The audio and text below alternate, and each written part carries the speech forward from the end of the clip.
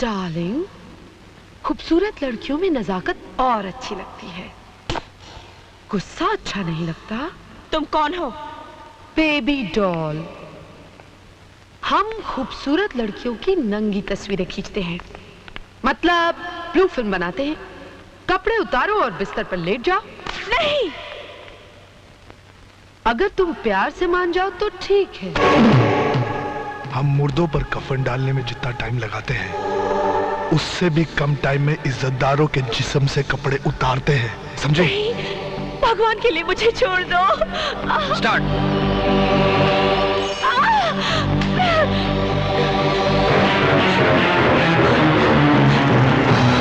मुझे जाने दीजिए, भगवान के लिए मुझे जाने दीजिए।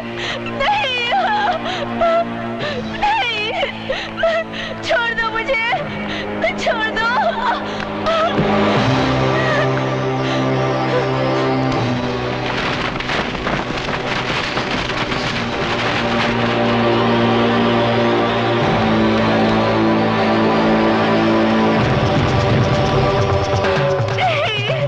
अरे यार कुछ मजा नहीं आ रहा है, पहले इसके कपड़े वपड़े फाड़। कमीने, कुत्ते, छोड़ दो मुझे।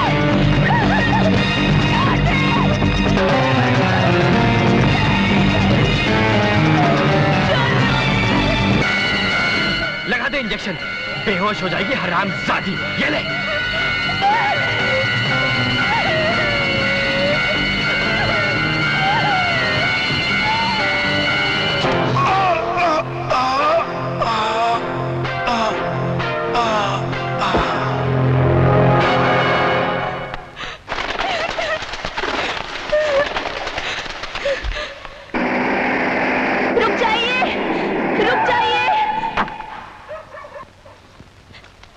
लोग जबरदस्ती मुझे स्टेज से उठा कर ले गए। वो लोग ब्लू फिल्म बनाते हैं। मेरे साथ भी बदतमीजी करने की कोशिश की। मैं किसी तरह वहां से भाग निकली। प्लीज चलिए मेरे साथ, वो लोग सामने वाले स्टेडियम में हैं। चलिए। आइए, आइए इंस्पेक्टर साहब, यही है वो जगह जहां वो बदमाश मुझे लेकर आया था, उसी दरवाजे से। और यहाँ गुंडे खड़े थे और वहाँ कैमरामैन था और यहाँ कालीन बिछाया गया था। मगर अब तो यहाँ कोई नहीं है। पता नहीं कहाँ चले गए सब। मैं सच कह रही हूँ इंस्पेक्टर साहब, यहाँ कैमरा था, गुंडे थे। आप मेरी बात का यकीन कीजिए। मैं उड़ते हुए कबूतरों के पर गिन लेता हूँ। सुनिए तो, आप ऐसे मत चले जाइए। देखिए, आप मेरा यकीन कीजिए, मैंने आपसे जो कुछ भी कहा वो सच है। मैं आपसे झूठ नहीं बोल रही। अपनी रातें सड़कों पर ही काटती हो या तुम्हारा कोई घर भी है? हाँ सर, मेरा अपना घर है। आप मुझे मेरे घर तक छोड़ देंगे? Thank you.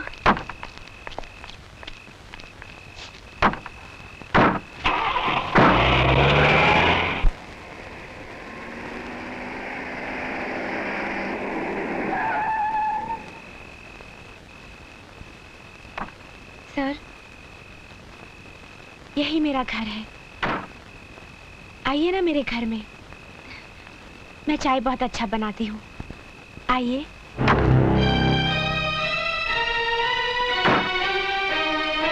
रात के सन्नाटे में अकेले मिलना, बदन पर इस तरह के तंग कपड़े, झूठे ड्रामे के सहारे किसी को अपने घर तक ले आना और रात के 2 बजे घर के अंदर चलने की दावत देना। बोलो, अपने आप को कितने में बेचती हो? जी? तुम जैसी लड़कियों के साथ तो बहुत बुरा सलूक करना चाहिए, मगर मैं उनमें से हूं जो बाजार की गंदी नालियों की तरफ देखना भी पसंद नहीं करता। साहब, रुक जाओ। एहसान जताकर मत जा, सुन ले मेरी बात। तुमको देखकर एक चीज तो समझ में आ गई कि हर वो चीज जो चमकती है वो सोना नहीं होती। अब मुझे देखकर एक चीज तुम भी समझ लो कि हर वो चीज जो काली होती है वो कीचड़ नहीं होती। ओ मानिया, सलीम, एल्बर्ट, पिंटू, कालिया, जल्दी बाहर आओ।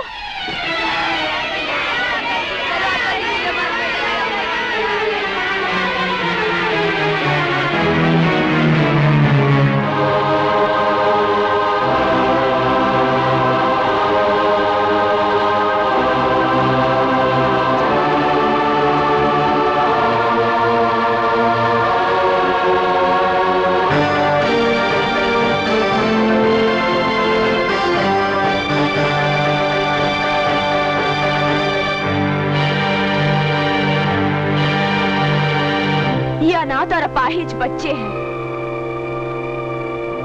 जिनके पास मेरे सिवा इस दुनिया में कोई नहीं है। इन्हीं के लिए स्टेज शोज करती हूं मैं। अब रहे मेरे कपड़ों की बात, मैं अपने टांगों का मांस इसलिए दिखाती हूं ताकि इन सैकड़ों टांगों पर मांस नजर आता रहे। बोलो, अब कैसे लगती हूं मैं? बाजारू औरत तो नफरत करो मुझसे, गंदी नाली तो थूको मुझ पर, समाज का कैंसर तो फांसी लटका दो मुझे।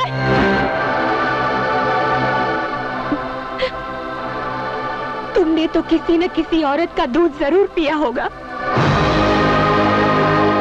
तुम्हें उसी दूध की कसम, मैं जैसी लगती हूं वैसी ही सजा दो मुझे।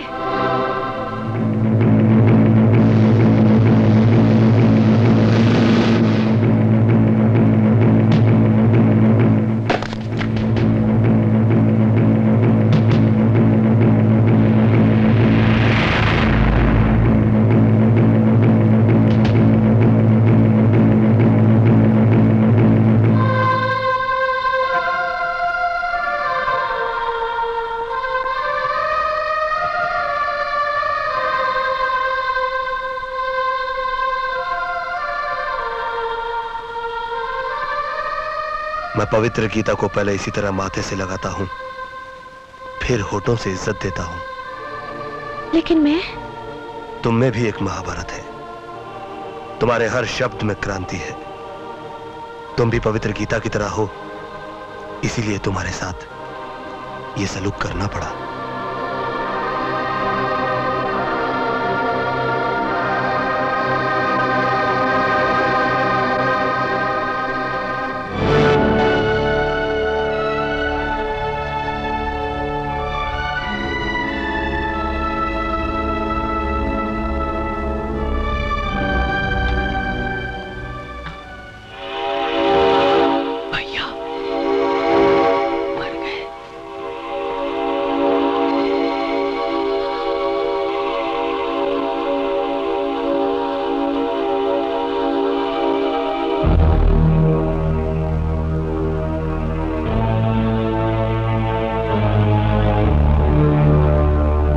नंदो, इतनी रात को कहां से आ रहे हो?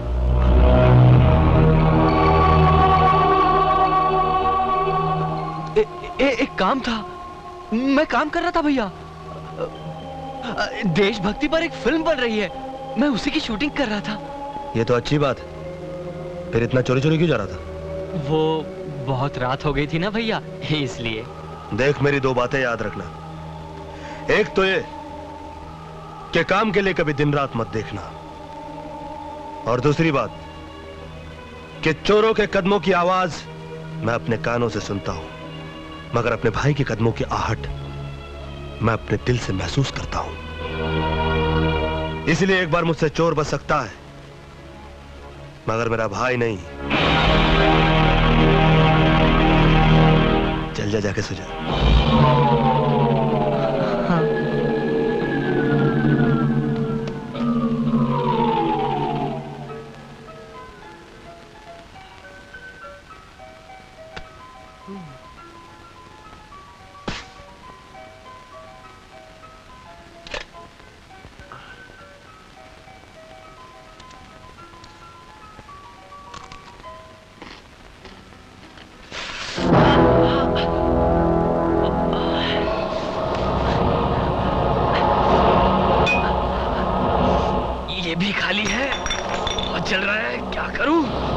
अरे नंदू, ये क्या हो गया तुझे?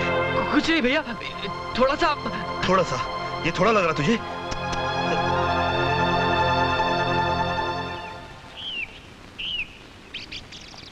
चल पहले पुलिस स्टेशन चलते हैं, उसके बाद घर जाएंगे। Police station?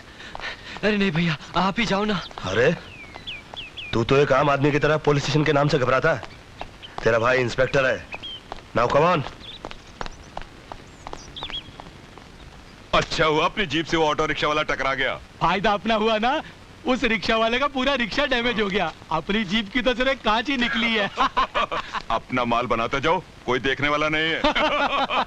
सब साले ऑफिसर यहाँ माल कमाने के चक्कर में है, अपन क्यों नहीं कमाए? कोई ना देवे उसको दो डालने का।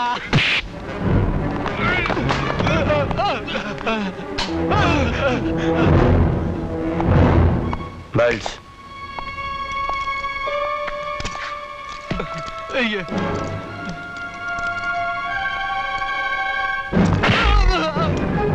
धुलाई उन्हीं कपड़ों की होती है जिन पर मैल लगा हो, समझे?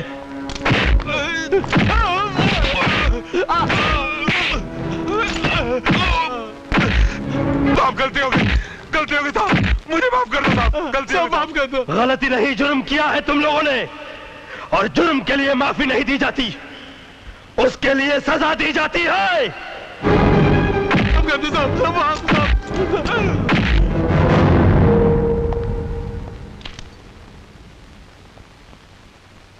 नंदू कहाँ चला गया? ओह, कॉलेज चला गया होगा। ये 11 बज गया, अभी तक सब इंस्पेक्टर वर्धन क्यों नहीं आए? सर वो हमेशा लेट ही आते हैं।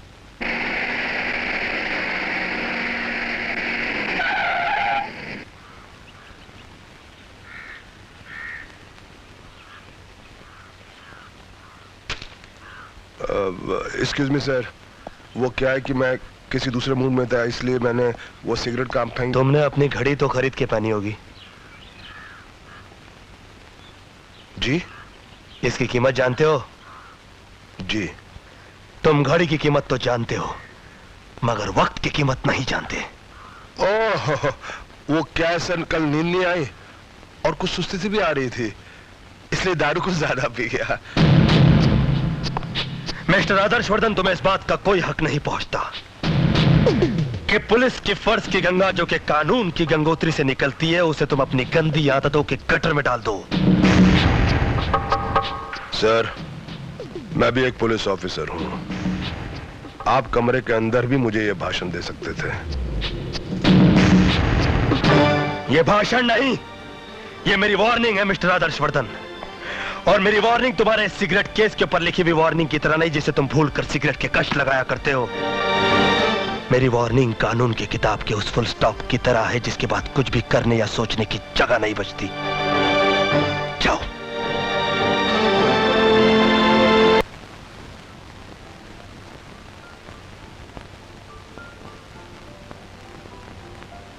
पूजा, तुमने गुंडों को पहचान लिया है। तुम्हें अपने रास्ते से हटाने के लिए वो तुम पर जानलेवा हमला भी कर सकते हैं, इसलिए अब तुम्हारे अपने घर में रहना ठीक नहीं। तुम्हें एक महफूज जगह पर रखा जाएगा, जिसका किसी को पता नहीं चलेगा। वहां पर पुलिस का पहरा भी रहेगा। तो आप मुझे छुपा देना चाहते हैं? हाँ, हर कीमती चीज छुपा के रखी जाती है। अब रहे बच्चे, तो मेरे पिताजी के एक गुरुजी हैं जिनका आश्रम चलता है। मैं गुरुजी से विनती करूंगा कि बच्चों को अपने शरण में ले लें, ताकि तुम्हारी आत्मा पे कोई बोझ न रहे। मेरे लिए इतना सब कुछ करने की क्या जरूरत है?